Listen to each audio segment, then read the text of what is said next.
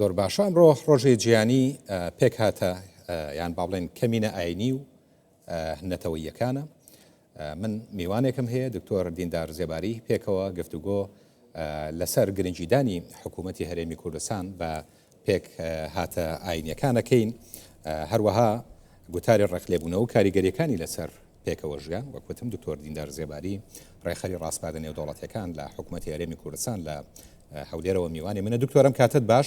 گفتوگۆیەکی کراوەتان هەبوو لەسەر گوتاری ڕێکلێبوونەوە کاریگەری لەسەر پێکەوە ژیانی ئاشتیانە. ناونیشانەکە سەرنجی ڕاکێشان بۆچی لەسەر ئەم پرسە ئەم گفتوگویەتان کردووە؟ سپاس کاعمار، سپاس بام دەرفەتە و بۆ کەناڵی خۆشەویستمان کوردستان 24. بەڵێ ئەمە بابەتێکی گرنگە، گوتاری ڕێکلێبوونەوە یان گوتاری کەراهیە، ئەمە بابەتێکی گرنگە و ئەمە تەنها ئەوە نییە کە ئێمە لە ژێر ئەو ڕۆشنایی ئەو ڕۆی شوێنانەی کە هەمانەوە کە حکوومەتی هەرێم باس و گفتوگومان لەسەر هەیە. نەخێر، ئەمە بەشێکی گرنگە لە تەوسیاتی دەولی لە ڕاستپاردەکانی نێودەوڵەتی و داواکاری نێودەوڵەتی لە وڵاتان بە تایبەتی لە عێراق لە مانگی یەکەمی ئەم ساڵ لە خۆڵی گشتگیری نەتەوەیەگرتوەکان UPR کە 4 ساڵ جارێک ئەنجام دەدرێت لە ئەنجومەنی مافەکانی مرۆڤ لە جنێف، 8 ڕاستپاردە ژمارەی 8 ڕاستپاردە ئاراستەی حکوومەتی اتحادی و هەرێم کران بە ئەوەی ئەمانە بکەونە بواری جێبەجێکردنمە کاری جددی لەسەر بکرێت. لەوانە نەهێشتنی جیاکاریە ئەویش ڕێککەوتنامایەکی نێودەوڵەتیەکی عێراق ئەندامە تێدا و گوتاری ڕێکلێبوونەوە و کەراهیەت بەشەکە کە نابێت ئەم گوتارانە و ئەم جورە هەڵسوکەوتانە لە وڵاتدا هەبێت. ئەوی دووەم ئەوەیە کە ڕێوشوێنەکان بگرە یاسایی بێت یان کاریگەری بێت یعنی ئیداری بێت مەبەستم بگرێتە بەر و هەنگاوی جددی پاوێژرێت. ئێمە لە بابەتی ئاوارە ناوخۆیەکان ئاگادارین کە بەشێکی زۆر بوو نمونە خوشک و برایزیدەکان بۆیان تا ئەم لەحزەیە سەختە کە بتوانن بە شێوایەکی جەماعیان بە شێوایەکی بەرچاو بگەڕێنەوە بۆ ناوچەکانی خوان. ئەویش بوونی گوتاری نەک تەنها ڕێکلێبوونەوە گوتاری کەراهیەتە بەڵکو مەترسیە ئەم بابەتە لەسەر پێکەوە ژیانی ئاشتیانەش لەو ناوچانە. بۆیە ئەم بابەتە گرنگە هەم لەلایەنی ئەمنی و سەقامگیری و هەمیش لەلایەنی کۆمەڵاتیشەوە. بۆیە هەرێمی کوردستان بە پێی ئەو یاسانەی کە لە بەردەستە یاسای ژماری 5 ساڵی 2015 یاسایەکی گرنگە کە دەقی یاسای نێودەوڵەتی سیدا و هەروەها نەهێشتنی هەموو جیاکاریەک لەسەر ئاسی نێودەوڵەتی لەم یاسا چارەسەر کراوە و ئێمە ڕەشنووسی یاسایی تریشمان لە بەردەستە لە پەرلەمانی خۆمان دەخینە ڕوو بە ئەوەی حکوومەت پاڵپشتە بۆ ئەوەی زیاتر لە ڕووی میدیایی بێت، ئینتەرنێت بێت، سوسیال میدیا بێت، ئێمە بتوانین ڕێکاری جددیمان هەبێت بۆ نەهێشتنی گوتاری کەراهیەت لەسەر ئاستی جیاجیا لە هەرێمدا. باشە دکتۆر، لەسەر ئاسی نەتەوەیەگرتوەکان وەکوت ئەوان ڕاستپاردەیان هەیە لەسەر ئەم بابەتە، بە یەک چاو یان بە یەک پاکێج سەیری هەموو عێراق کرێت؟ نەخێر، بە دڵنیاوە نەخێر. ئێمە هەر لە کوبوونەوەکانی ئەم دوایەی نەتەوەیەگرتوەکان لە جنێف وڵاتانی یەکەتی ئەوروپا ئاماژەیان بە هەرێمی کوردستان کرد لە چارچێوەی شاندی عێراقی کە هەرێمێکی سەرکەوتووە لە ڕۆژهەڵاتی ناوەڕاست و لە عێراقدا بە تایبەتی بۆ چارەسەری ئەم بابەتەنە. نموزەجی ئەوانیان نمونەی کە پێشانیان داویش ئەوەیە کە پێکهاتەکانی ئاینینە ئەثنی و تایفینە لە عێراق و زمانوانینە لە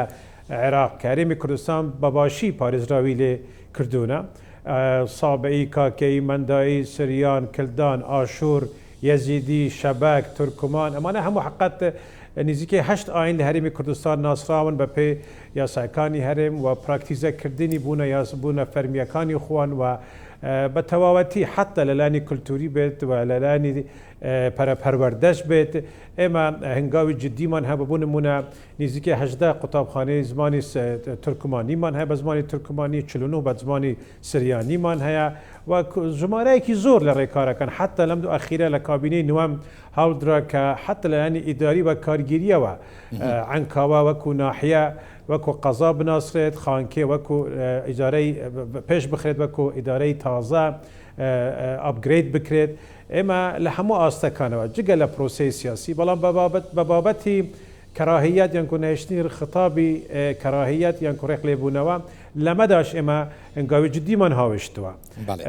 لا مزگوتکا منبرکانه و دست پی بکرید اما انگاوی باش من هبه وزارتی اوقاف و کاروباری آینی توان را و کل رگای منبرکانه و ام خطابه بو پیک و جیان بید نک بو رقلی بونوا بید و حتی لسر آستی امنیش بید و حاکمیش بید و دا صلاتی دادبریش بید اما هنگاوی جدی من هاوشتوا کسی برچاو من لبردسته که دواکاری گشتی حولی دراوه که بجولرد و پشگیری بکرد باوی که یعنی یاسایش بید و یعنی تنفیزی و جبه‌جکاریش بید اما هنگام من هبید بام پروسه و اتوانم بلیم تا حد کی باش سرکوتو بوینا دکتور طبعا بابەتی گوتاری ڕقلێبوونەوە بابەتێکە لەسەر ئاستی جیهان وڵاتانی دنیا بە تایبەتی زۆرێک لەوانەیە یعنی وڵاتانەی کە پێکاتی جیاجیان تایە بەدەست ئەم گوتارەوە ینی دەردەسەریان هەیە لە هەنێ شوێن گەشتووەتە کوشت و بڕ و جینۆساید و کۆمەڵێ لەم بابەتانە ڕوویاوە لەسەر ئاسی جیهان وەکەوەی لە ڕواندا لە ئەسیوپیا لە زۆر شوێنی تر بەهۆی گوتاری جیاکاری و ڕق و کینەوە گرفت و کێشە و ڕوبەڕووبوونەوەی گەورە ڕوویاوە تا ئێساش نەتوانراوە بنەبڕکرێ بەڵام ئەمیز بێمە سەر ئەوەی کە ئێستا دنیا پێشکەوتنی گەورەی بەخۆیەوە بینیوە ئێمە لە هەرێمی کوردستانە لە دنیا با بڵێن بەگشتیش تۆڕە کۆمەڵایەتیەکان هەیە ڕەنگە خەڵکی ڕوبەڕوو ئەم گوتارە پەیڕەو نەکا جێبەجێ نەکا یان ئەم کردەوانە جێبەجێ نەکا بەڵام ئەبینین لە تۆڕە کۆمەڵایەتەکانە گوتاری ڕق و کینە هەیە حکوومەتی هەرێمی کوردستان بۆ ئەمەیان چۆن هەنگاوە نێت بۆ ئەوەی ئەم بابەتە لەسەر ئاسی هەرێمی کوردستان کەم بکاتەوە بەڵێ ئەمە بابەتێکی گرنگە و ئێستا مشتومڕی زۆری لەسەر ئێمە لە هەوڵەکانی حکوومەت لە کابینی نوەم ئەوە بووە کە هەوڵ بدرێت لە ڕێگای پەرلەمانەوە یاسایەکی ڕێخستنی میدیاییمان هەبێت ئەمە گرنگە چونکە ئەو کات کە یاسای ڕۆژنامەگەریمان پەسەند کرد لە ساڵی 2007 ئەو کات یاسایەک بووە کە میدیای وەرەقیمان هەبووە یە میدیای دیجیتالیمان نەبووە ئەمە لایەنێک ئەوی دوام هەوڵی جدیشمان هەیە کە حکوومەت لە کابینی نوێن پاڵپشت بووە و تەسەوڕەکەم لە کابینەی داهاتوش بتوانین ئێمە هاوکاری پارلەمان بین بە ئەوەی لە بابەتی یاسایەکی تایبەت بوو نەهێشتنی کەراهیەت یان کوڕێقلێبوونەوە و گوتاری تۆند لەمەشدا ئێمە ڕاستپاردەی دەولی هەیە و داواکرەوە لە عێراق و هەرێم هەنگاوی جدی پاوەژرێت ئەمە لایەنی یاسایی لایەنی پراکتیزی بەڵێ ئێمە زیاتر لە 3400 ڕۆژنامەنووسی ئەتوانم بڵێم ئەکتیڤمان هەیە بە پێی سەندیکای ڕۆژنامەنووسان پێشتر 9000 ڕقەمێکی تر بوو و نزیکەی 900 لە ڕۆژنامەنووسانە ئێستا بە پێی سیستمی دیجیتالی تازە ئایدی تازەیان بوون و کرایتەوە باشە تەنزیمی ئەم یان کوڕێخستنی ئەم ژمارە زۆرە لە گروپی ئەعلامی و میدیایی لە هەرێمی کوردستان کارێکی سەختە و ئەتوانم بڵێم ئێمە وەکو حکوومەت یارێم بە چەندین یاسای تایبەتمەند سەردەری لەگەڵ ئەم بابەتەمان کردو بەڵام حکوومەت و داواکاری گشتی پاڵپشتی سەرەکی بوونە بە ئەوەی ئێمە لە ڕووی استراتیژ بێت سیاست بێت سیاسەتی وزارات بێت و حتا تەسەڕف هەڵس و کەوتی دەستگا ئەمنیەکان بێت ئێمە هیچ بوشایەک نەهێلین کە بەڵێ ڕێگا بە خطابی کەراهیەت بدرێت ڕەنگە ئەمە لەسەر ئاستی فەرمی لەسەر ئاستی فەرمی ئەمە کارێکی ئاسان بێ بەڵام ئێمە مامەڵە لەگەڵ تۆڕە کۆمەڵایەتەکانەکەین کە خەڵکێکی نەناسرا و بە ناسنامەی نەناسرا و بە ئەکاونت و با بڵێن پەیجی فەیکەوە هاتوونەتە ناو بابەتەکەەوە قسە لە سەرم بابەتانەکەن بۆیە پێتوانیە لەسەر ئاستی گەورەتر و فراوانتر پێویستە کار لە سەرم بابەتە بکرێت ئێمە بە دڵنیاییەوە یاسایەکی تایبەت یان کۆڕێشێنێکی یاسایی تایبەت بە ڕێخستنی میدیایی مەبەستم لێرە سوشیال میدیایە ئەمە گرنگە و ئەمە دەبێت چارەسەر بێت بە زووترین کات لە داهێشتەکانی پەرلەمانی داهاتوو و حکوومەت پاڵپشتێکی سەرەکیە بۆ ئەمە ڕێخستن مانای ئەوە نییە کە ئێمە بنبەری ئازادیەکان دەکەین بۆیە گرنگە کە ئێمە ئەم ڕێخستنەی ئەم ڕێخستنەمان هەبێت بۆ کاری میدیایی چونکە ئەمە بابەتی هەرە سەرەکیە و زۆربەی هەرە زۆری ئەتوانم بڵێم ئەم تونند و تیژەکە لە ڕووی میدیاییە بەڵێ لەو سەرچاوانن کە بەرپرسیار نینە و ڕۆن نینە بەنسبەت ئێمە و حتا لە ماڵپەرە فەرمیەکانیش دانینە بۆیە سوسیال میدیا بوویتە